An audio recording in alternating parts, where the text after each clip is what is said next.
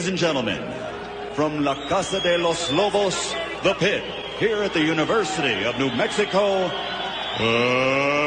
let's get ready to rumble!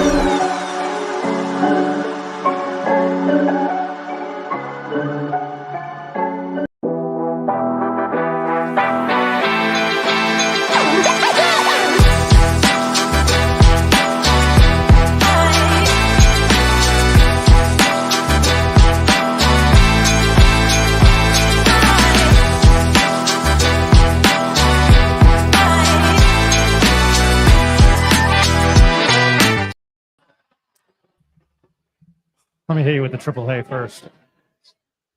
Where'd it go? There it is. I didn't have it all the way up. Hey, my name is Ryan Tamori. Welcome to the Pit Press Live. We are coming to you from TURQOISE Desert Taproom on 528 near Santa Ana Star Casino and Hotel. As I always tell you, go make a bet, come here, grab something to eat, grab a beer, watch your bet win, unlike mine. We are raffling off here, and you had to be present. I didn't stress that on our show this week like an idiot. We're giving away season tickets. You had to be present. You had to order pizza or the slab, not the slab of ribs, but I wanted to say slab of ribs. All right. Eric, it's nice to have you on, my business partner in crime, Mr. Eric Malton. Eric, how are you? Good, man. Happy to be here. Really thankful to Armando and his wife, Molly, for having us, for the continued partnership and sponsorship of what we're doing. They believe in us. They've got a really cool place here at TURQOISE Desert, and they got Dulce River Bakery. Yeah, the bakery next door, really good stuff. So yeah, really thankful to them. If you're in the area, stop by. I think the drawing is now over because they've turned in the tickets to us, but there's going to be 2 lucky people tonight to win some season tickets to Lobo football. Well, sadly, they're out of ribs, so that's what it is.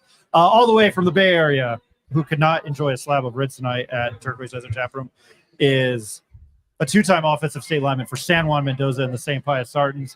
Played basketball for Damian Segura and has simulated UNM football season about 20 times. His name's Rick Thompson. Richard. Rick, how you doing tonight?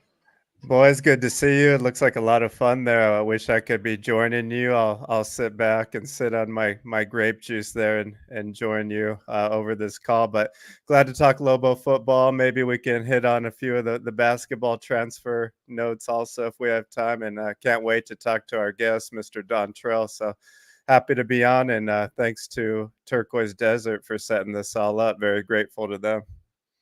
In about 7 minutes, we are going to talk to DonTrell Moore. Super happy to have him on. You talk about great Lobos of all time. I think Urlacher's the name comes up. DonTrell Moore will probably say otherwise, but if not, one of the best offensive weapons and best running back that the university ever seen, and he was a New Mexico kid. So excited for that. We're 2 days away. I also want to push our show out on Saturday mornings. It's the Morning Owl. Check us out, 9 a.m. Mountain Time. I almost said 9 a.m. Eastern, 11 a.m. Eastern. It's a pregame show, UNM football pregame show, but we're also going to talk other college football games. We will be live this Saturday on this platform. Again, it's called the Morning Owl. Looking forward to that. We have 4 college games, probably the biggest of the day, and it's really not that important if you're looking for a national scale and importance. It's Georgia Tech and Florida State in the Aer Lingus Classic, College Football Classic. That game's at 10 a.m. UNM is at 2. Delaware State I don't know if they finally got to Hawaii. That game is at 10 o'clock, and then Nevada and SMU will play, I believe, at 6:30. So UNM does have that standalone game. And if you are going to the game and it's on FS1, we had people asking us yesterday. Miguel Sanchez. Heard Ed Nunez is buying the first round. We'll be there soon. Ed's not here. Good luck. But we appreciate you, John Romero. If you are going to the game on Saturday, UNM has put up on their website, and I'm going to show it here real quickly. If you are going to the game on Saturday, I don't know if you can read it, with the temperatures, I'm going to read the release. With the temperatures expected to be at 90 degrees on Saturday, kickoff again is 2:05 for UNM football. They are expecting some cloud cover. They are urging fans to properly cool themselves down. There will be 2 large cooling Mr. fans, both located under the north end zone video board, one on the east end of the board and one on the west end. I don't know if that's enough even for like 17 or 18,000 people, but Eric, I wanted your thoughts on that real quick. Yeah, sitting in the direct sunlight for that long is going to be rough, and even at the field level with the turf and whatnot might be rough. The 2 o'clock kickstart was, I don't know, maybe not the best idea, but at the same time, they're all trying to. It's all about the TV and the slot that they were able to get in. So, well, it's the TV slot. Rick, you were the one who brought that to my attention, and I think it's one of those things that's very New Mexican. Yeah, you know, the people on the east side are going to be frying after about the first quarter. They might be ready to go under those 2 fans on the concourse. I guess they're lucky that they're not serving alcohol, or I might be worried about some fans going out on stretchers on Saturday. That's going to be hot. And when you're on the field for the players, it's usually maybe 5 to 10 degrees even hotter than it is up in the stands. So it's going to be a lot for Montana State to deal with, I think. I don't know what the elevation is in Missoula. Is that where they're at? But I don't know if it's at the Bozeman. Bozeman. And I don't know if it's at, that elevation or they experience this type of heat, which the Lobos have been practicing in for the last couple, weeks to a month here. So I think that plays actually into UNM's advantage because they've been in this, and it might be a little shock for the Cats once they come crawling out on Saturday. Rick, you did 2-a-days. I didn't. I played baseball. Eric played baseball and basketball. You did 2-a-days in high school when it was still like training for the Marine Corps. Can you talk about how shitty that heat was on Coors Field, right, by Pius? Yeah, I was trying to think if I've ever played in over 90-degree heat. I'm sure practicing we did get out there. And when you got a heavy helmet on, your head is just cooking in there, like something in the oven. So, once you get a few licks to the head and you warm up, you forget about it a little bit. But they're going to definitely probably have some IVs out. And I hope on the field they have more than 2 fans because it's going to be rough for both teams, the Lobos included, but I think that they'll be more adapt to it being in it the last few weeks. Eric, you look like you were going to say something. oh no, Gotcha. agreeing with Ed. Agreeing with Rick. We're going to take a quick commercial break. This is the Pit Press Live. We're coming from Turquoise Desert Taproom. DonTrell Moore will join us when we are back from commercial break. My name is Ryan Tamori, Eric Moulton, and Richard Thompson.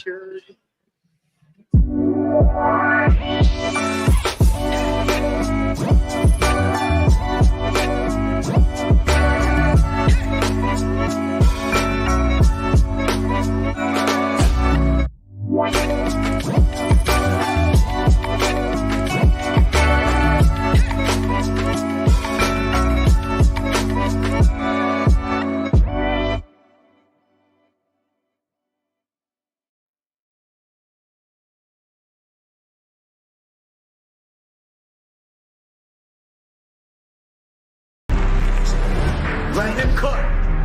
Let him cook now. Let him cook. I said let him cook.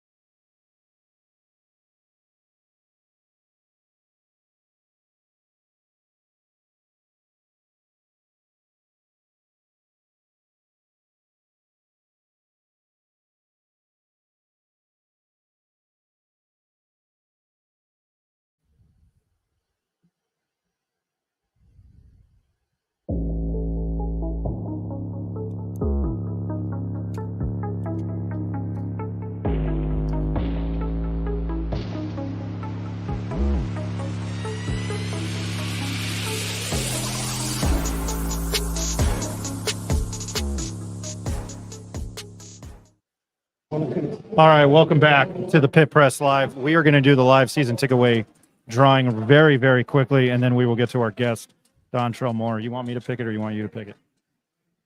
All right. I don't think anybody can hear us in here. The winning number is 256-9676.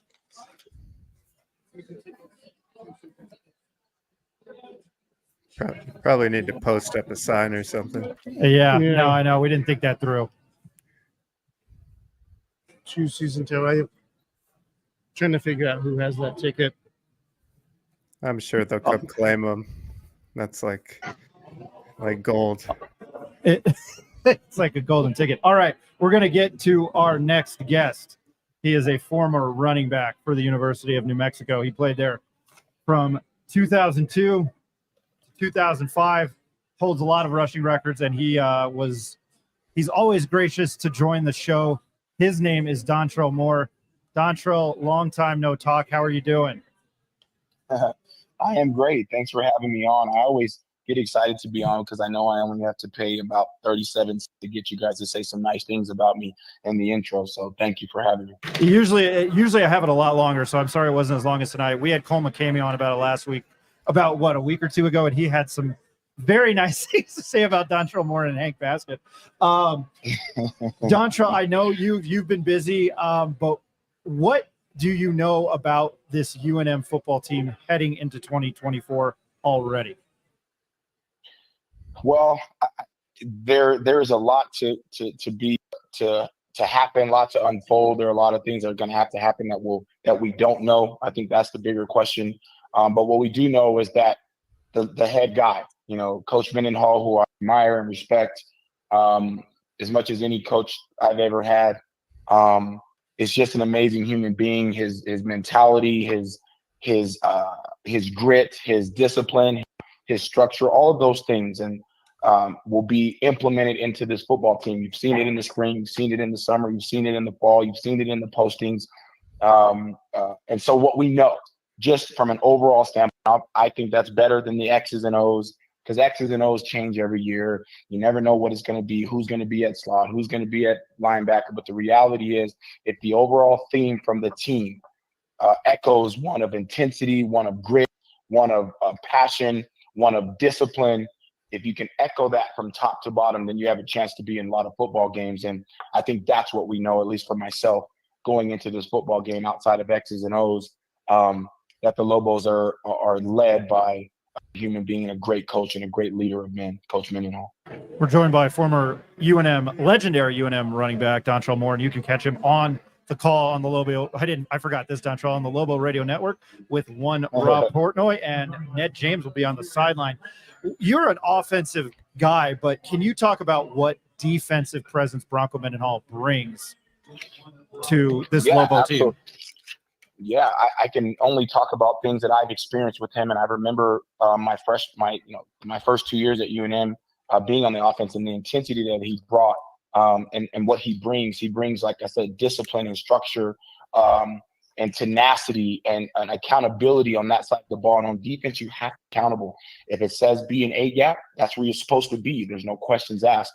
And I remember going against his defenses my first couple of years, and it brought out the best in me. So I think on the defensive side of the football, having played defense, obviously, in middle school and high school, I think you have to have discipline and structure, and then you have to have people flying around and playing hard, right? That comes second, passion and explosivity and getting after each other and things like that. But you have to do it with discipline. And I think that's what I remember the most about a Coach Mendenhall coach defense, was that there was structure and discipline, and they weren't going to be out of their gap. Because I was a running back that if you got out of your gap, I was going to make you miss. And I remember him saying that I was going to make you pay.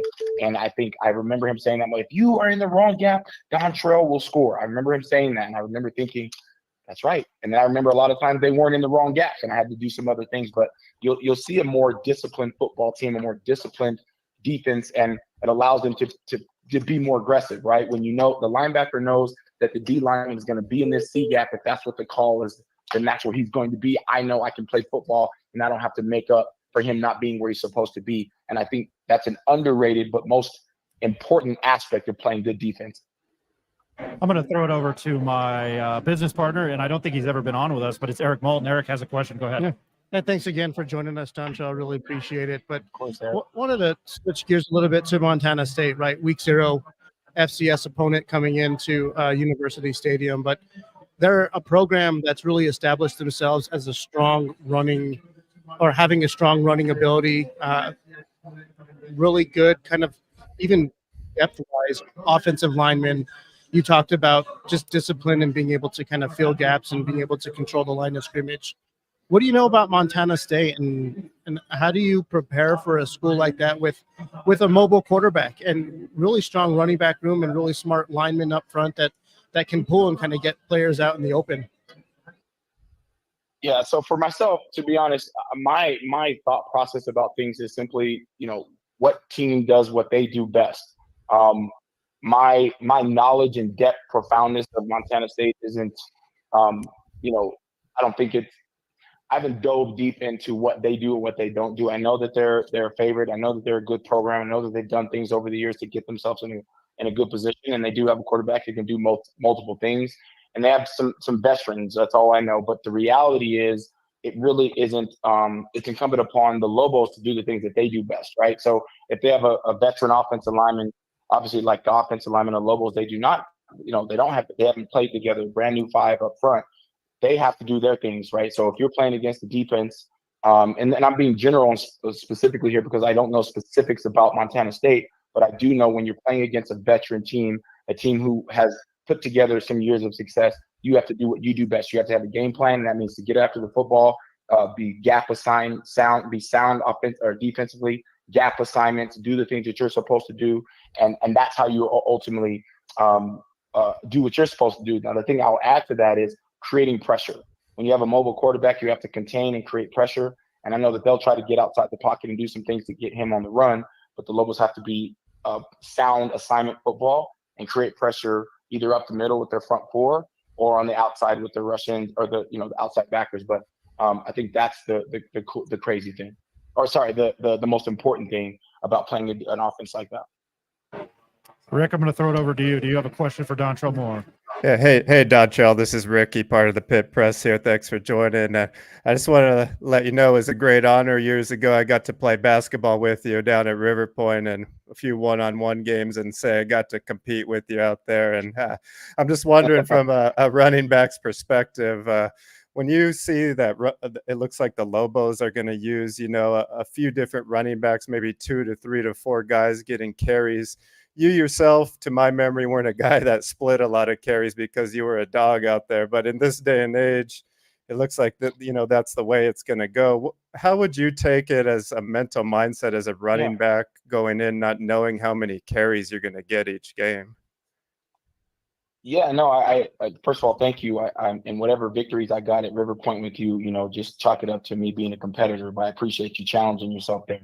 But no, I think it's not really going to be a running back by committee, if you will, right? I think obviously Sanders is going to be the guy. They're really deep. Obviously, Bill's gone from last year, and he was a home run guy, but I do think Eli has the potential to be just as good. I think the running back by committee is the kind of thing that you said is transition into the game, and I didn't. Everybody in the stadium knew I was getting the ball, and I was the guy, and I prepared that way. But when you're going to get maybe 7 to 10 carries max, or you're not going to get 20 to 30 carries, you have to be ready and prepared, right? Because Jacobs is going to get carries, Rogers is going to get carries, Henry's going to get carries.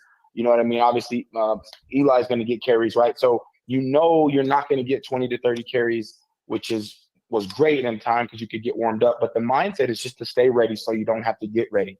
If you're prepared to get your 3 carries and you got to tell yourself, I'm going to be a positive influence when I get the ball and my number's called, whether it's catching out of the backfield, which Jacobs can do really well, can do multiple things. You got to know your role. And if your role is to carry the ball and get 7 or 8, 10 carries and be a bruiser, then you do that. If your role is to get 3 or 4 carries, but also 3 or 4 catches, like probably Jacobs will get, then you got to be able to be in that role. And I think the mentality to answer your question is simply this: stay ready so you don't have to get ready. When my number is called, I'm prepared. I know the blocking assignments. I know the zones. I know where the scheme. I know the point of emphasis. I know the point of attack. I know all these things, right? and I go in there, I perform. And I think that's what those guys will have to do. And they all have each other's back. This is a really tight group, which is really cool.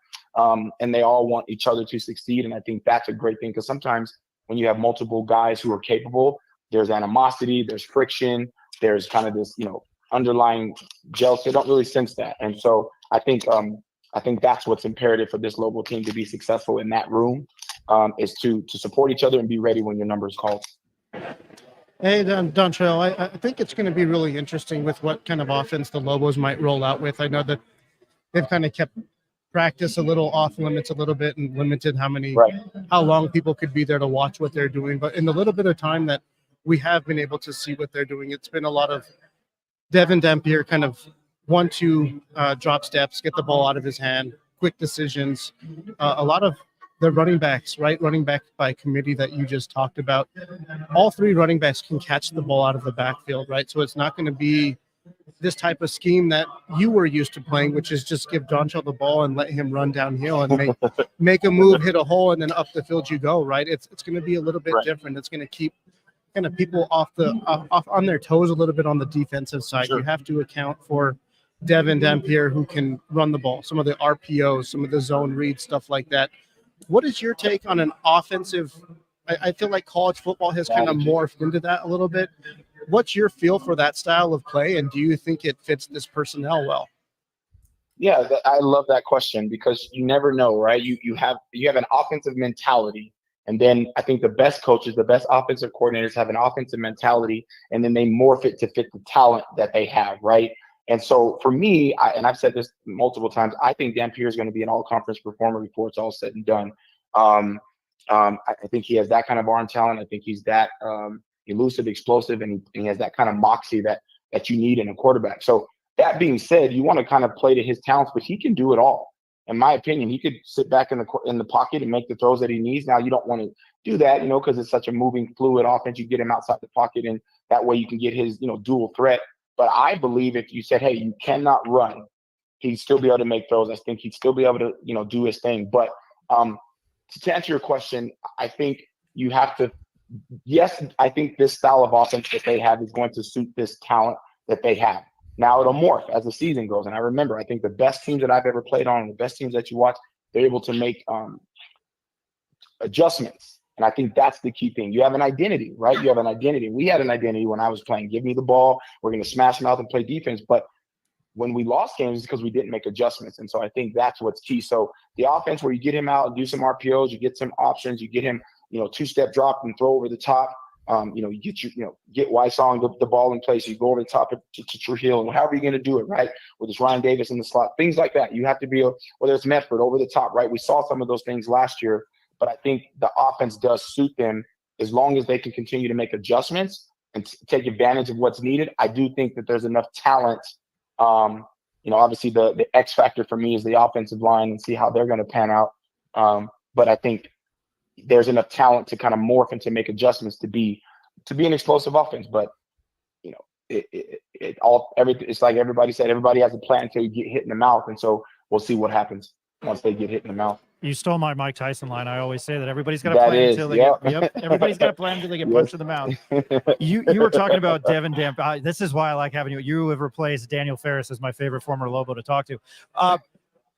You've talked about Devin Dampier. Can you elaborate on that? And this isn't a disrespect to guys like Casey Kelly, Cole McCamey, even Rocky Long, Donovan Portery. Somebody had asked me who was the best, last best Lobo quarterback, and I said Donovan Portery. Yeah. But what you've seen out of the little bit you've seen out of Devin Dampier, and we were out both at his first start at Boise State last year. What kind of talent is he? And is he one of the best quarterback recruits, prospects, players that they've had at UNM in some time? Wow, what a loaded question. No, I'm just joking. I Cole McCamey is my friend. I love him. I've known him a long time. So this has nothing to do with him. But I think what you see in Dampier is I don't know if the word is polished to me. I just feel he can make every throw. He can make the out throws. He can get out. He can use his feet. If you wanted him to run the option, right, just where it's straight option and you're reading, he could do that. If you want him to be in a pocket, great arm, right? His progression, just in 4 games last year, you saw what he was able to do. Here's the biggest thing. And you asked me, for me, he's a leader of his football team. They follow him. You got to have that in a quarterback. And it's not, and I don't know if I want to get into whether he's better than Casey, better than Cole, better than Donovan, better than Lamar Jordan or whatever. But I can make comparisons, right? Casey Kelly could throw the deep ball over the top. Dampier can do that from the pocket. Lamar Jordan was very, very elusive, right? And could, if Lamar Jordan got in the open, he could go 80, right? Dampier can do those same things, right? Then Donovan Porter-Reed threw for 5,000 yards, right? So pocket Dampier can do all those things, make the throws, make the possession throws, the comeback throws, the timing routes. You can do all of those things. So he's somebody that they can win because of. You have players that you can lose because of. You can make mistakes. You can win because of him. And if you have a quarterback that you win because of, you have a chance, and that's him. And I think every quote unquote D1 quarterback has talent, right? So you're tossing things up with talent. Where I like him is his leadership ability. He's able to galvanize the group, get them together. They follow him. They love him. They genuinely want him to succeed. And I remember feeling that way. I was like, God, my offensive lineman, literally the Claude Terrells of the world, the Rob Turners of the world, the Ryan Cooks of the world, they literally, I felt like would, I don't want to use this term, take somebody out for me, right? And I remember playing and feeling that way. And I feel like that group feels like this. They're like, these guys really actually love and care for each other. And that's where Dampier is the leader of that. Leader of men, and I think that's where his biggest strides will take place in the fourth quarter. And those games where you're down by 7 and you need someone to lead you to go down and get a touchdown. He can make the throws, he can make the plays, but more importantly, he can lead men. And I think that's what I'm most excited to see him the full time, knowing he's the starter, him being a leader, and see how that transpires or see how that transforms into transitions into being a good player or not. Because sometimes when there's expectations, right? When there's expectations to be great, you can take a step back. There was no real expectations for him last year. So he has all the talent. Right now, what happens with expectation, and I believe because of the support of his teammates, I think he's going to be just fine. I know I appreciate that answer, and I meant no disrespect to Casey Kelly, Cole McCamey, guys you played with, guys that you mentioned. I was just kind of like the guys like me, the sports reporters, the talking heads, the guys that don't shut up and talk shit. That's my job. I'm going to throw it back to Eric. He's got a question for you. Yeah, you touched a little bit on the offensive line, and I think, correct me if I'm wrong, but I think UNM has one returning offensive lineman coming back this year, a bunch of new guys, some incoming transfers who Bronco has spoke pretty highly of, and I think Devin has made a few positive comments on them too. But pulling a squad like that together in pretty much one summer, one fall camp, I mean, how feasible is that going into week 0, having just one summer to kind of pull things together and being able to work as one unit? I mean, is that possible? And how do you influence that type of development and coming together quickly to make sure that we're all kind of running on the same page? And that's the great line right there. That is what you want from an offensive unit, is to be cohesive and together. And to be honest, you can't make that happen in a summer and in a fall camp. You can't. You just hope and pray that your collection of men follow their leader, which is Dampier, and they do everything they can from their bigger leader, which is Coach Mendenhall, to do everything that they're asked to do. And that's all you can ask for, right? Like, they're big, 6'4", 330 from Wallace, and Pierce is 320, Beckett is 340, Singletary. I mean, but they've transferred. They've had some starts. They know how to play the game of football.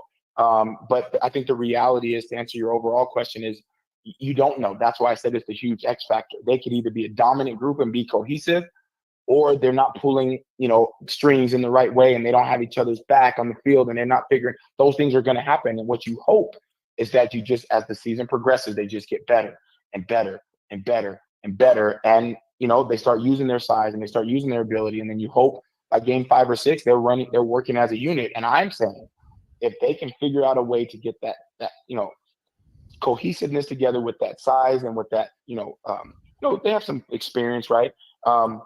Then who knows? The sky is the limit. But I think they'll only go as far as the offensive line, talking from a true running back, right? What do I know about offensive linemen? Only that they were my guys, and I love them to this day. And I think that group will kind of, when we look back, or let's say we have a conversation in week 10 or week 9, and they're either 5-4 or 4-6 or whatever.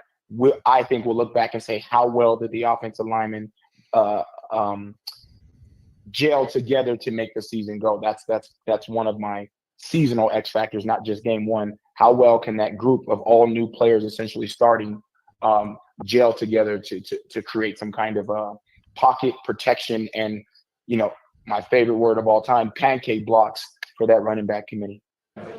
Yeah, well, I have another kind of loaded question for you, really kind of two parts. But Coach Beck, right, new offensive coordinator coming in, with the inexperience of the offensive line playing together as one single unit.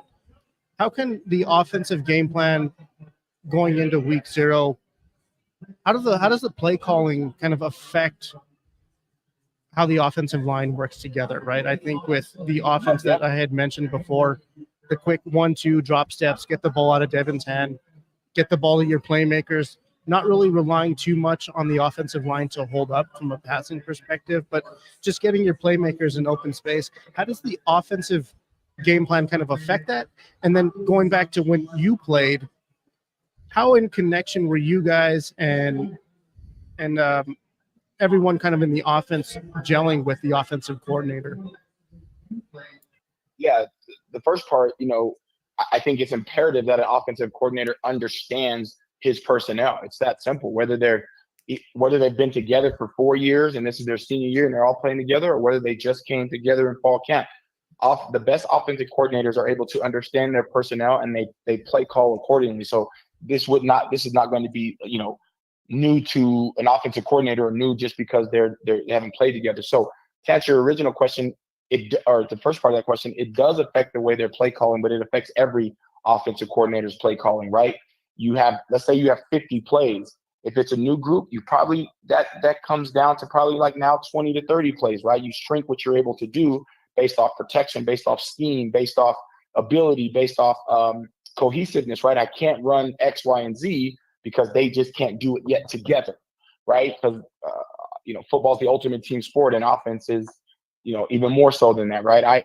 If I could be a great running back and get if they don't block right up at the point of contact, I can't get anywhere, right? We think about Barry Sanders, he could probably prove that otherwise. But my point is, yes, he'll be very specific with his calls. He'll be very strategic.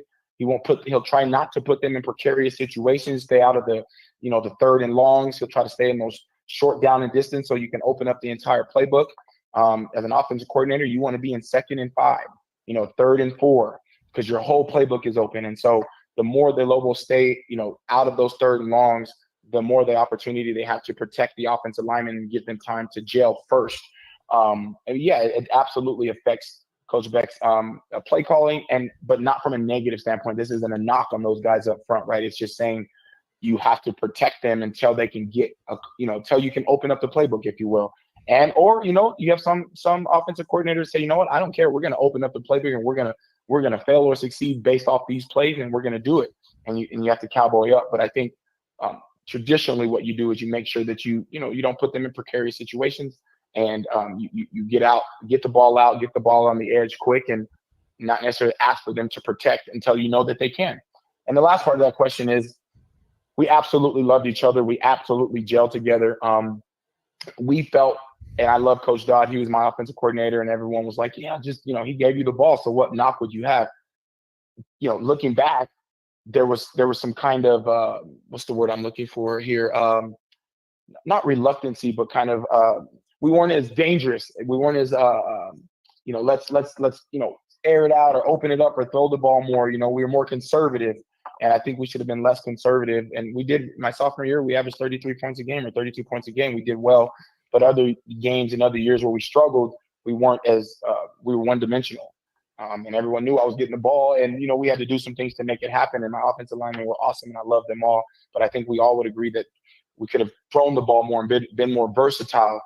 And so it would have helped us all. Instead of having 17 people in the box, which it felt like when I was running the ball, we could have spread it out. Give Hank some love, give Marcus Smith some love, give Travis some love, give Dwight Counter some love, these receivers that we have, and let's spread it out. And I go from 25 carries to 15 carries, and my yards per carry goes from 5 to 5.5, and we're just more explosive because they don't know where it's going on. But again, that was our mentality and that was our philosophy, and that's what we did. And I'm not complaining, we did it well. I just think that sometimes, we could have been a little more versatile, more explosive, and more, non-one dimensional. But yeah, that was the hand we dealt, and we played well, considering the circumstances. Rick, do you have anything else?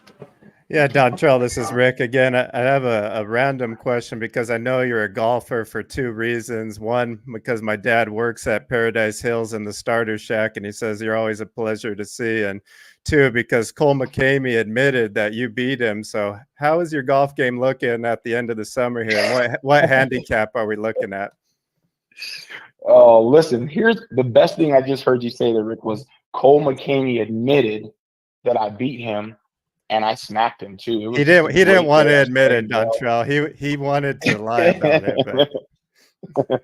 Well, I was his guest over at Chanawan, and I'll be honest, Cole plays, I don't know, 9, 10, 25, 30,000 times a week, and I play, sparingly, and I don't get to play as much as I'd like to, and none of us do as parents and running my own business. But I would say I'm somewhere around 10, in there, 10, 9, 10 handicap these days. But I don't get to play much. So I love the game of golf. I love the mental focus it takes. I love that it's never the same.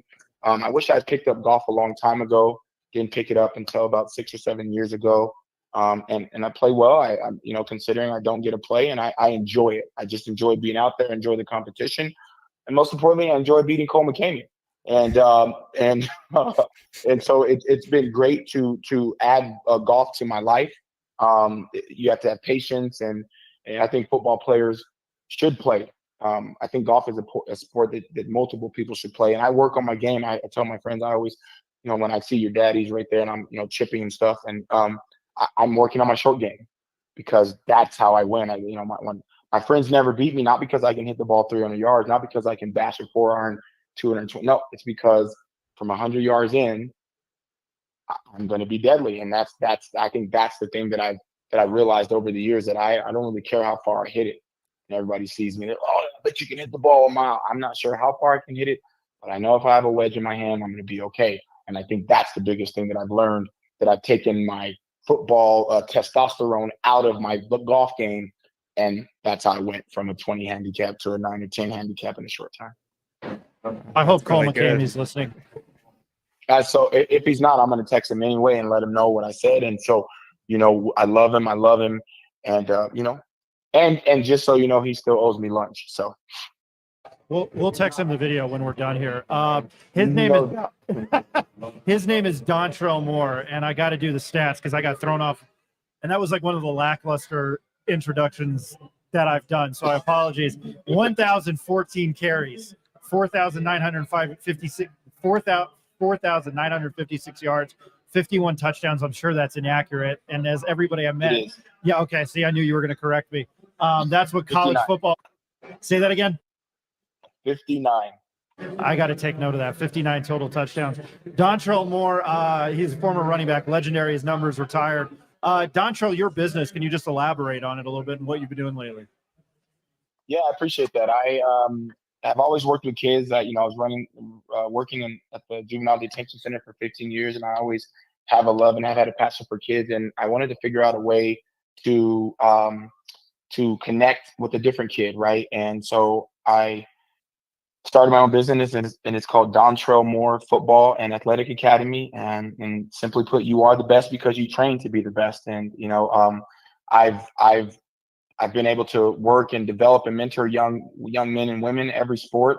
And I'm out there hands-on with them and teaching them the things that I know, teaching them self-confidence, and how to move their feet and how to change direction and accelerate and decelerate, and hand-eye coordination, all these things. 7 to 17 years old is the athletes that I work with. I have football players, basketball players, baseball players, volleyball players, soccer players, boys and girls. And my academy philosophy is just, you train to be the best because you are the best. And if you think that way and you act that way, both on and off the field, you'll be that way. Think elite because you are elite. and that's what I've been doing, and it's a busy thing for me, and I'm enjoying it. So that's what's been going on. Well, we appreciate your time. His name is DonTrell Moore, the legendary running back from UNM. DonTrell, I thank you all the time for joining us. It's much appreciated. As you know, I was a big fan when I was younger, those great teams in the early 2000s. I look forward to seeing you Saturday at University Stadium and catching up, but we always appreciate your time. Hey, I really appreciate you guys having me on. It's always a pleasure. You guys are doing great things, and enjoy the rest of your evening, and thanks for having me on, and go Lobos. We will bug him down the stretch. That was DonTrell Moore, former UNM Lobo running back. Fantastic guy. I love always talking to him. He's not cocky. I'd say he's arrogant. But Rick, I forgot that you said that, that your dad ran into him. Yeah, so my dad works at Paradise Hills. He sees DonTrell over there once in a while, and yeah, I've also had the pleasure of playing basketball against DonTrell. So I wouldn't say he's cocky. He's just supremely confident. And if I was someone in that area looking to have my son or daughter train, I would look no further than him, because that guy is a true athlete. He can cut on a dime. He's shredded. I'm sure he's still shredded, and he knows how to work based on his career and the work he's done. And just a fantastic athlete, and really cool to hear the work he's doing now with his business and offering to give his knowledge back to kids. Well, that's an awesome story. We're going to take a quick commercial break, and then we will be right back. We're live at Turquoise Desert Taproom. This is the Pit Press Live.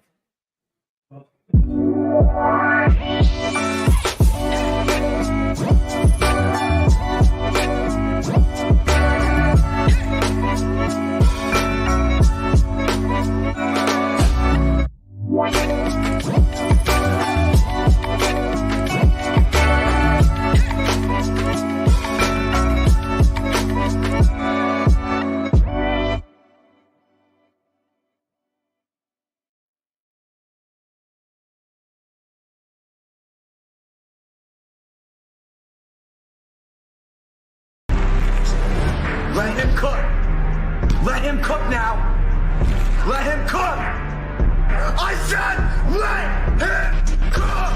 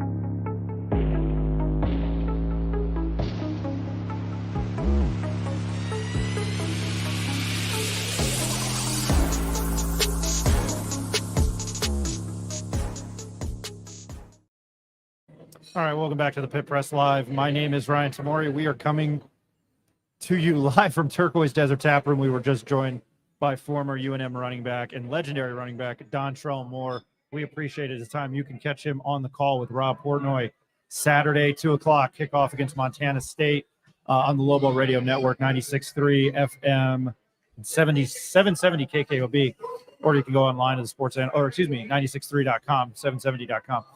We are announcing the winner of the UNM football season tickets. It's 2569 2569676. Yep. And it looks like we have a winner. What's your name, man? Josh, nice to meet you. You have won. Are these all the tickets? These are all the tickets. Yeah, you have won season tickets to all 5 home Lobo games. Yep. Congratulations. And I will get in trouble for this. I'm sorry, it's not basketball, but it's football. So congratulations to Josh. He had a basketball jersey on. He won the season tickets. So we appreciate Armando and everything he's done here at Turquoise Desert Taproom. we wanted to break down a little bit more of the Montana State game. And Rick, you had already kind of hit on it when we introed the show, which was to the heat level. But I think you were talking about, you wanted to hit on the depth of what Montana State has to offer and what they will show UNM on Saturday. Yeah, I'll talk about a little bit of the depth on both sides. And when I'm looking at Montana State, we're talking about all the experience they're bringing back, but there are some key injuries, that being their starting running back, Julius Davis, the running back from Wisconsin. He will be out. He was their leading rusher last year. Safety Drew Polidor will also be out, and All-American center Justice Perkins will be out. So they're asking a player that doesn't traditionally play center to step into that role. So for the Lobos, obviously that's a good thing because they have some shuffling around on the Cats offensive line as well, even though they do have the experience. Looking over though on the opposite side of the ball though, when you're looking at that offense, on the defense for the Lobos, looking over the depth chart after it came out the other day, there's some things to me that are a little interesting or head scratching just based on the positions that they have the players listed at. Starting in the secondary, the corners it looks like are going to be Bryson Taylor and Noah Pola Gates, and then Noah Avenger, the transfer from San Diego State, is actually going to be starting at safety. So I don't know if we expected that. Sean Ryder did mention that, but it looks like Noah will be playing the starting boundary safety. And what that means is he'll be coming up to attack on the run more. And why that's important, along with the nickel back, who's going to be Bobby Arnold, a freshman transfer, is the safety and the nickel back are going to almost have to play like linebackers in this game for, the reason of the run and the option that's coming. They're going to have specific assignments, and that nickel back, due to the Lobos playing this 4-2-5 where there's really only two linebackers, that nickel back is going to almost have to play like a linebacker in this game. So they're asking I think he's a redshirt freshman transfer, Bobby Arnold, to come in, and I think he's going to play an important role for the defense. But, we've talked about the cross training that they've asked the secondary to do, with Avenger now going to play safety where he's traditionally played corner, and I believe Taylor Gates usually played safety, and now they're playing corner instead. To me, it can go one of two ways. It's good because you know what all the other guys are doing on the field, and that allows you to know where the position you should be, or it could be bad.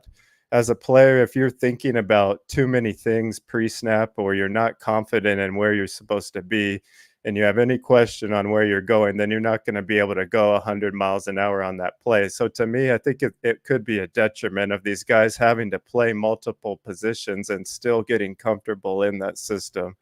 So to me, along with, the D line, the interesting thing that came out is the guy that you interviewed, Gabe Lopez, traditionally has been a D lineman, but is listed as a linebacker on this depth chart. So it'll be interesting to see if he's lining up with his hand in the dirt or, just in a 2-point stance. So a lot of unknowns, but I think they do have, some personnel that can match up. To me, it's just, do they really know their assignments yet when they've been working these past few months just to earn their jersey and just to get on the team? Now you're on the team. Do you know what the hell to do against the option that's coming your way 1,000 miles an hour? Or are you just grateful to be out there? We shall see.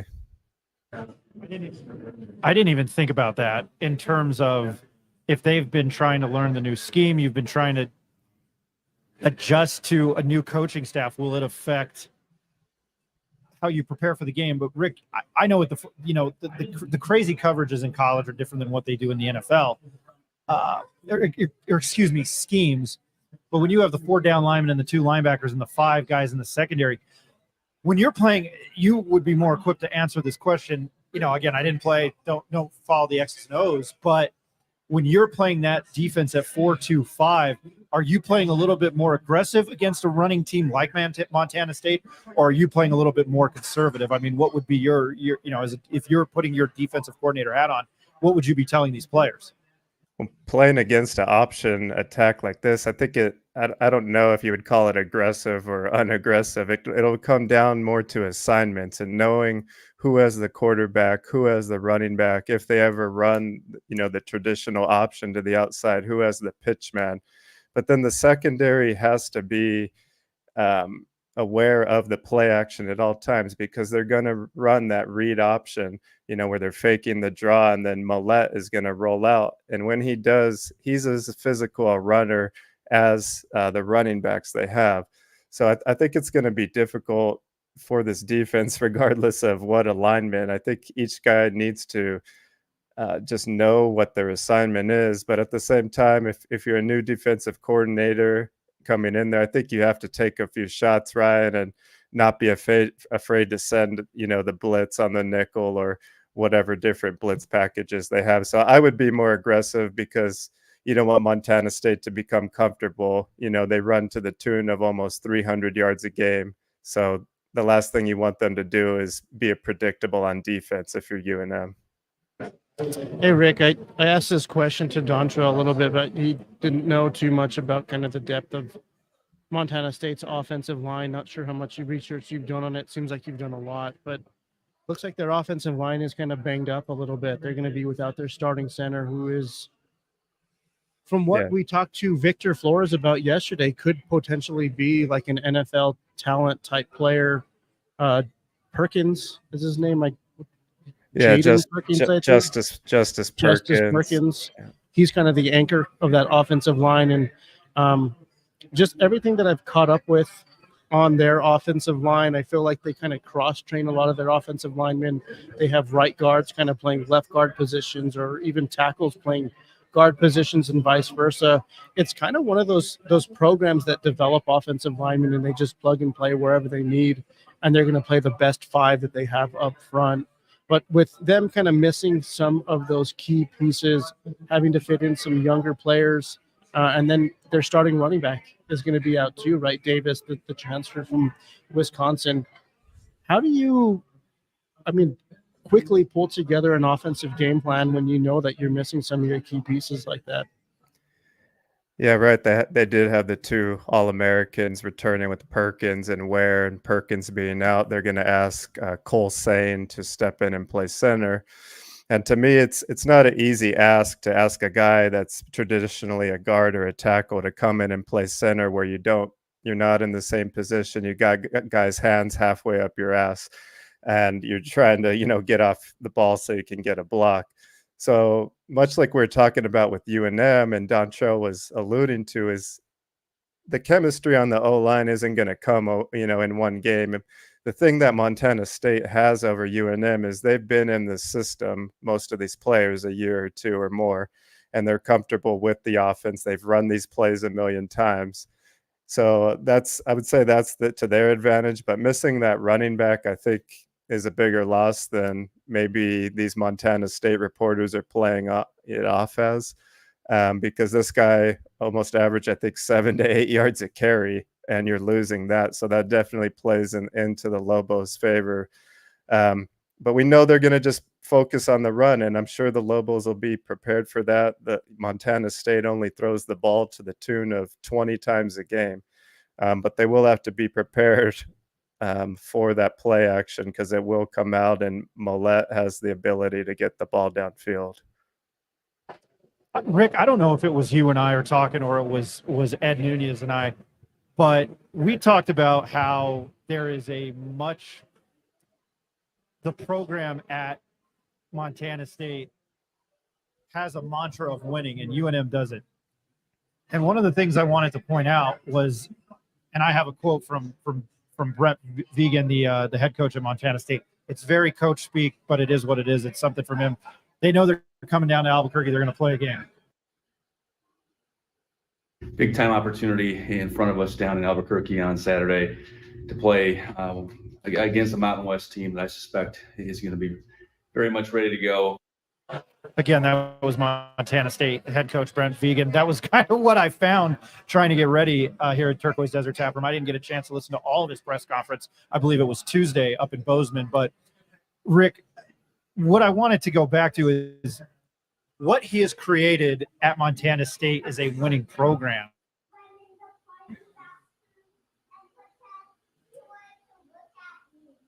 And this is a program in his 3 seasons there, plus 32 wins, 9 losses. They had 14 takeaways last year. 11 of those were interceptions. That's in 12 games. That's pretty good. You've been in the postseason 3 years in a row. We've talked about the wording has been culture change. I mean, when you hear those numbers, and we as UNM alumni and UNM, a majority of our listeners who are UNM fans, I've got Eric who's a UNM fan. We've got Ed and Nick who are UNM fans. You are. I mean, when you just hear kind of stats like those, I mean, it's kind of crazy that the FCS team is coming down here with a winning culture. I know it's kind of a ramble, but when you hear things like that, it just I keep teeter-tottering over what I legitimately think is going to happen on Saturday. But when you've built a winning culture, man, it's much like a losing culture. It's hard to shake. Yeah, I mean, if you look at what they've built there, they've been to the national title game 2 out of the last 4 years, I believe. They had a historic offense last year that was what a website called the best FCS offense in the last 10 years. And, you know, they've been getting players, from Texas and Florida and outside their own region. So when you see they're able to recruit and keep guys without losing too many transfers, it's definitely something you don't expect from that level of program. And, you know, we've talked about this line of the game that's ever growing. Well, there has never been an FCS school favored by more points against a D1 school than this game. This is, a record-holding line that has never been seen before. So there's something that the Sharps know and that Vegas knows. We all, that money didn't come from the average Ryan Tamari and Ricky Thompson betting on the game. That money came from someone with deeper pockets that knows something. So that's still in the back of my mind. As much as I want to think that the Lobos do have the talent to compete, I just don't know if they have the consistency or the chemistry yet to keep up with this team. And that takes time. Like you just said, you have to build these things. And if we look what Bronco did at his last 2 starts at new programs, it was 2-8 at Virginia, and I believe 6-6 at BYU, where he took over a pretty good school. So he hasn't started extremely hot out of the gate in his first season, but he has, obviously built after that.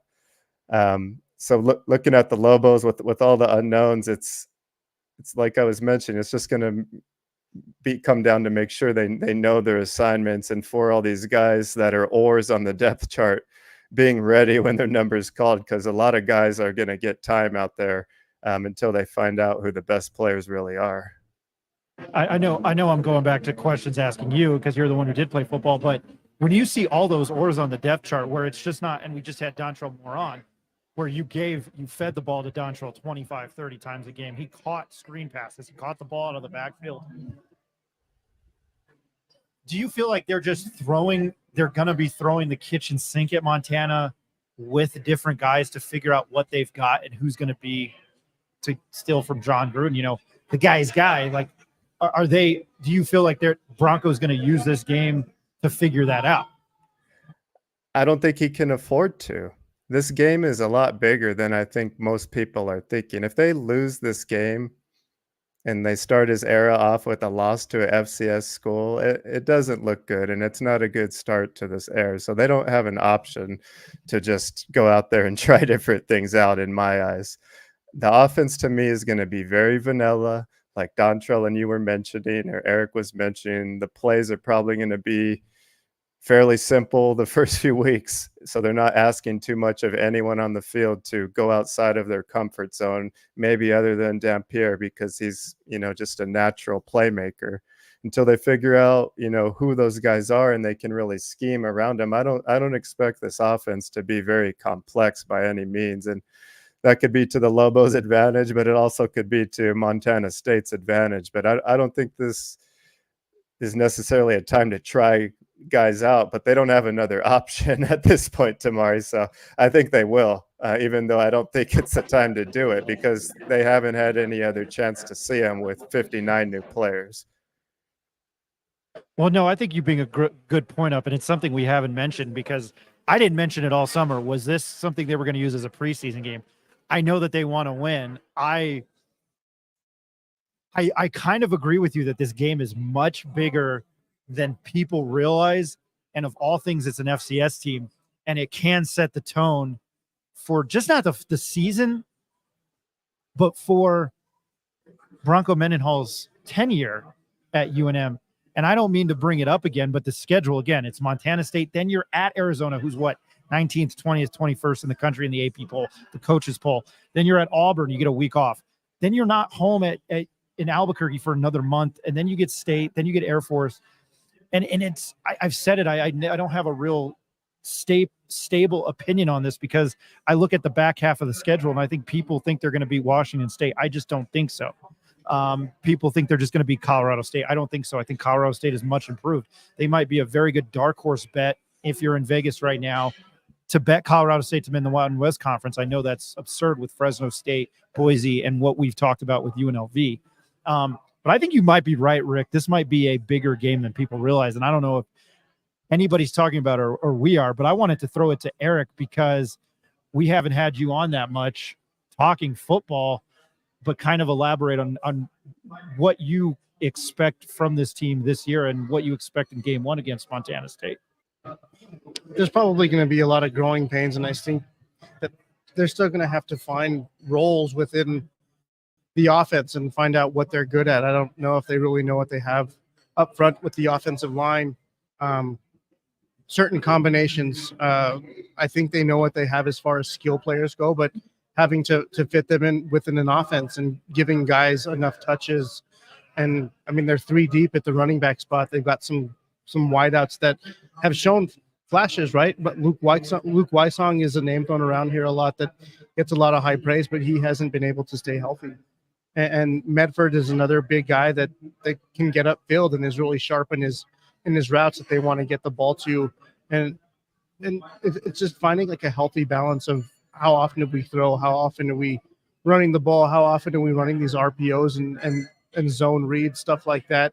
And knowing which guys that they can rely on, knowing which side of the field that they can run on, who's going to win their battles up front the most. And I think they still have to do some more discovery on the offensive side of things to really know what they truly have. And I was one of the questions that I asked DonTrell Moore about was when you pull in a bunch of 60 new players, right? And a lot of that is from other FBS schools, some P4 schools. I think they know what they have skill-wise, but trying to fit it together in one scheme and have all these guys thinking the same way, looking at the game through the same lens, is going to be the challenge here, right? And making sure that everyone's kind of happy with how many touches they're going to get. Things like that, I think, is still kind of in that discovery phase. But I think Bronco, in one of his interviews recently with Sean Ryder, or it was one of the business with the guy from the Lobo Club in his podcast that came out a couple of days ago.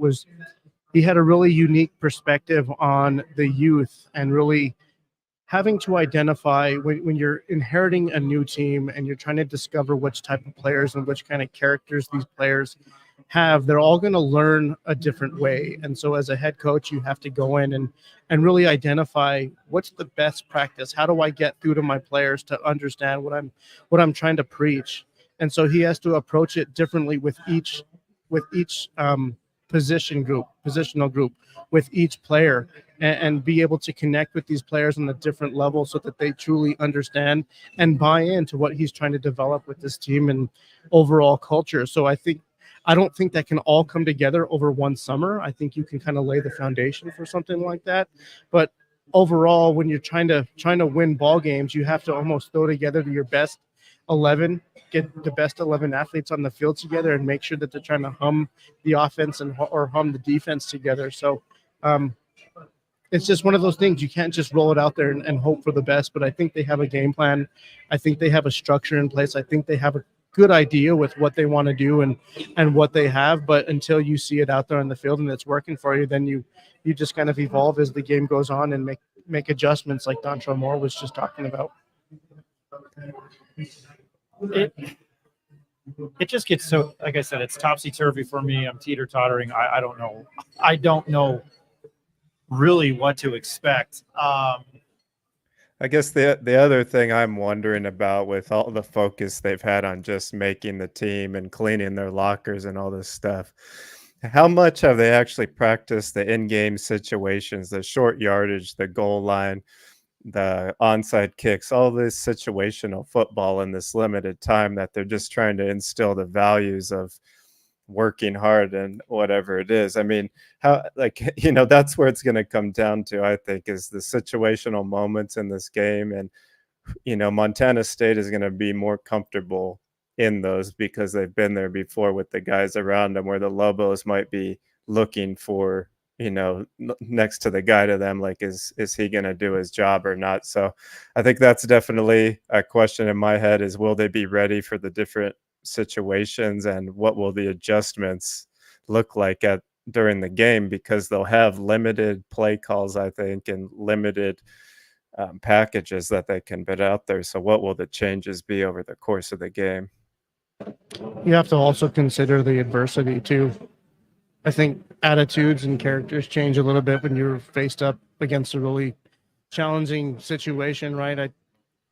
Guys to get heated, and I mean, athletes. We were all athletes here, right? We all had some level of ego at some point. So, like, being able to kind of control yourselves, and I don't know. I think the life skills and things that Bronco kind of brings, that element to the game, and his teaching philosophy kind of helps mold these guys into think a little differently than they normally have, and to mature kind of on the spot. But that's really going to kind of be looking through a magnifying glass early on in the season, is when they're faced up a big challenge and they're facing some adversity, how are they going to react to it? Because a lot of these new guys have only known each other, 3 or 4 months. So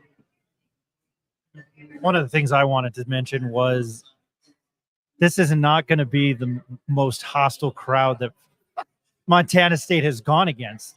I don't think they're going to be intimidated coming down here. I'm sure they probably know it's a program in disarray. And you have guys that have transferred from bigger schools. I don't think they're going to be afraid. I mean, they're probably looking at it. They probably played on harder, Sacramento State, Idaho State. You think about that. Montana, that rivalry is fantastic. What was the rivalry called? Anyway, go ahead, Rick. I was definitely wrong about the elevation. It looks like the elevation in Bozeman is about 4,800 feet. So their elevation will be close to what they're used to here. But that heat is going to be a factor on both sides. And I think when you think about that, you think about depth, being able to sub guys in and out if someone passes out or needs a blow. So that weather is definitely going to be toasty. I don't envy you guys that are going to the game. I'll be in the press box. Thank God. Amen. What did you say? Amen. Yes. Yeah. No. It's a good thing. Something else happened this weekend. We have rarely touched on UNM basketball, but Winters Grady and Jaden Levert are two basketball recruits visiting UNM this weekend. They're probably going to the football game. They'll probably be on the field, so I feel for them. Symmetry Carr and Quentin Rhymes, Buster Rhymes, if he comes here, that's his nickname already. We'll visit in the coming weeks. Quentin Rhymes is 6'6", 185 pounds, high school out of Hillcrest Prep. He's an athletic small forward that can put the ball on deck, played effective D, and finishes in the paint. Shooting looks solid from mid-range, and three plays more like guard than a forward. Symmetry Carr, 6'1", lead guard, good burst, scoring ability, 73 in ESPN national prep rankings. Good shooter and crafty finisher, very small at 165 pounds. He's league ready. That he is down to the final 5 schools: UNM, Creighton, Colorado, Cal, and San Francisco. Last year played high school. The Branson school may be transferring to a school in South End called Riordan High, class of 2025. We've talked about Winters Grady. He's down to Michigan, Oregon, Oklahoma, and UNM. Rick, I don't have Ed or Nick tonight. I do have you and Eric. You sent me those notes. When you hear about a Quentin Rhymes and a Symmetry Carr and what they can do on the court, how does that help UNM, not this year, but the following year? Yeah, I just took a look at Quentin Rhymes a few days ago, from Hillcrest Prep out of Phoenix, Arizona, and he's a lengthy guard, but or a forward really, but he's very fluid, able to put the ball on the deck, very athletic, can stop and pop from mid range, but also looked like he had a pretty good stroke from downtown. So he plays out here locally in Riordan High School, which is just north of me. Actually, one of my wife's coworkers' daughters went there, so I'm hoping I can go take a look at him this year. He's 6'1" and or no, what did I say? No, he's not the one from around here. He's in Arizona, but 6'6", he's really long, and I would like the way he would fit in at UNM. He's kind of like a build of Tony Snell, if you look at him, and I think he just needs to fill out. But his jumper looks pretty good to me, and a guy that could definitely, I think, contribute right away, because the Lobos, as we know, have been lacking shooting for the past few seasons, and I don't really know who's going to be the main knockdown shooter this year. The other guy you're talking about is Cemetery Carr. I think he goes by TT Carr. Also, he's the guy that's local here in the Bay Area with UNM, Creighton, Colorado, and of course San Francisco, the in-city school here recruiting him. That's a big Catholic school here with a great sports program. So I'll try to get out and take a look at this 165-pound guard. He looks like he's very talented, though. But these other guys that are coming into town this week, I think people are most fired up. It sounds like about Winters Grady. I don't know if it's just because of the name or because he's white or because he shoots a lot of threes, but people seem fired up about him. He's definitely a taller guy that can shoot. My question is can he put the ball on the floor and play defense at the college level? And visiting with him, like you mentioned, will be a kid out of El Paso, Jaden Levert, averaged 14 points and 8 rebounds last year in Texas. So he's a longer guy, a good shot blocker, a lob catcher, good rebounder and defender from what I've seen on his tape so far. You know, you mentioned who is going to shoot the ball this year. We've been talking football so much. I have no idea. We know Donovan Dent's going to drive the lane, but that's here's a very Winters good question. Grady. Yeah, here's Winters Grady. I don't know. That's a very baseball name. It's not a basketball name. Eric, you're the resident guy one of the resident guys that sadly won a state title and nobody else did on the show. But when you see these recruits, Chipotle Nationals presented by Chipotle, I love that. Winters Grady also plays north of me in Napa. The thing is, with Prolific Prep, they're one of these schools that play only other nationally ranked teams. So they only have about 4 games that are actually here the whole season. I'm hoping I can go see this guy, and I'll try to get some video for you guys. I think it's fascinating that both of these guys, or a majority of these guys, are in your area. But at least we'll have a report from you. Eric, your thoughts? I see these two guys look like pure scorers to me, guys that want the ball, that definitely fill it up. I don't think the Lobos have really had anybody with that type of stature, that type of length, the ability to create off the dribble, be a pure knockdown shooter, I think. And Mashburn was kind of that. He was just a little undersized and forced a little bit more than I think we all liked at certain times. House was that type of scorer, but he was just a little undersized. He was more quicker, get to the basket, get by the defender. But these guys are longer, bigger body players that can catch and shoot, that can create off the dribble, that can find their open teammates, and playing for some really high prolific schools. The level of talent that they're playing with or against in high school kind of proves their ability and really translates well to the college game. They're already playing against a bunch of college players. So it's exciting. It's exciting to see that Lobo logo up against kind of some of the big premier blue bloods around the country, other schools that they're kind of considering, right? It kind of puts the Lobos in that conversation, kind of building the brand, right? I know Ryan hates when I use that word, but it's true. I hate that word. But it's a good thing, man. I think that the Lobos are definitely starting to recruit or starting to attract some of those high level recruits now. Draw some people to the pit. Never hurts to get them to a game against the San Diego State, UNLV, as a recruiting trip, get them down here. But I think we ran into Winters Grady at the San Diego State game when they had the stripe out. He was here for that. Yeah, no, he was here for it. So he was definitely here for a really big game. Lobos won that one by like 30 points or just about 30 points. So who would not want to play in that type of situation or that type of atmosphere? So Rick, I look forward to seeing if you can get out there and see a game in person. And that's all the more reason we need the football team to win. If these two guys are going to be there, we don't want to show them a bad college experience. We want to show them that we got a good football team, or at least some crazy fans and a good atmosphere at the very least. So big weekend for both football and basketball. It's strangely enough a big weekend for basketball. You would not have thought that. Well, we appreciate Turquoise Desert Taproom and Armando and his wife Molly. They were fantastic. Rick, thank you for being our resident John Gruden, Mark Schlereth, to my Howard Cosell tonight, even though I'm nothing like Howard Cosell. We really appreciate it. We're happy to talk to DonTrell Moore. And congratulations, I didn't get his last name, to Josh, who won the season tickets here. We appreciate that. Usually I'm more amped up. I guess since I'm sitting in front of people, I got a little nervous, but I wasn't. And I'm not standing up. I got used to hosting the show standing up, so I got more pep in my step. Eric, you haven't been on with us in a while. This was a lot of fun tonight.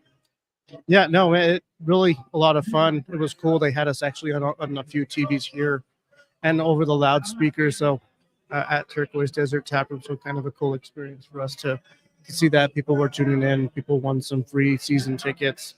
They treat us well here. So thanks again to Armando and Molly for having us and continuing to be a really important sponsor for us. So if you've never been here, it's like Ryan says, just a hop and a skip over from Santa Ana Star Casino. Really cool atmosphere, a bunch of TVs. They got the Sunday ticket. I'm sure they're going to have week 0 and all of college football going on throughout the season. So come by, have a drink, support local, and try some of their ribs. Like I always say, go make a bet at Santa Ana Star Casino Hotel. Unlike me, come here, have a beer, have some food, watch your bet win. It's not that far, especially, if it's a Saturday morning or Sunday morning, there's probably not a lot of traffic at that intersection. That boggles my mind. But we appreciate Armando. It's really awesome to be here. It's kind of cool. I don't ever watch our stuff post-airing to polish myself, but it's kind of cool to see myself on TV. And, we usually have a lot of people watching. We've beaten football to death. We are now less than 48 hours away from the 2024 and Bronco Mendenhall era that starts at 2 o'clock on Saturday at University Stadium when they take on Montana State. And some history there, which I didn't know, Rick, was the highest ever favorite of an FCS team over FBS team. So that's fascinating to me. Catch us on Saturday morning. It's the Morning Howl. It's our UNM football pregame show. You can find it here on our channel. We're going to have Ben Wysong, uncle of Evan and Luke Wysong. I should do him a better justice of interviewing him. He played linebacker at Eastern New Mexico before he played linebacker and the Lobo back at UNM. He's going to be joining us. He's going to be joining us all season to help break down and either preview or recap games. So we're excited to have him on. He's going to Ohio State at Oregon. Very, very jealous of that. We're trying to figure out our schedule for next week and how we will recap. Obviously, UNM heads to Arizona. We will have somebody who covers U of A football. We'll have them on the show to preview it. Any other house cleaning, Eric? No, tune in Saturday morning. Saturday morning. Looking forward to that. Yeah, looking forward to that. I'm looking forward to Florida State. Looking forward to losing money on Florida State. All right, my name's Ryan Tamori. This is Rick Thompson. This is Eric Malton. And Rick, as always, we appreciate you. Richard. Catch us Saturday morning, 9 a.m. Pit Press. That will be the Morning Howl UNM football pregame show. Everybody have a good Thursday night. Everybody enjoy the rest of enjoy your weekend. Have a safe Thursday night. Be safe Friday night. We will talk to you Saturday morning.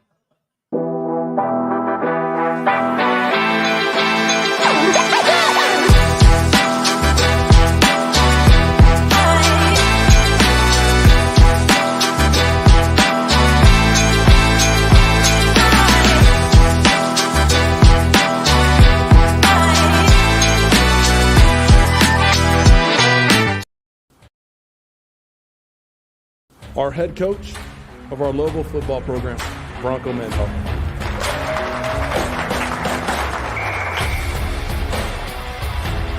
The details themselves with the right preparation can separate you from mediocre competitors that don't do that. And so, yeah, the attention to detail, I think, drives the execution, or should I say brings the execution to life, especially in critical moments.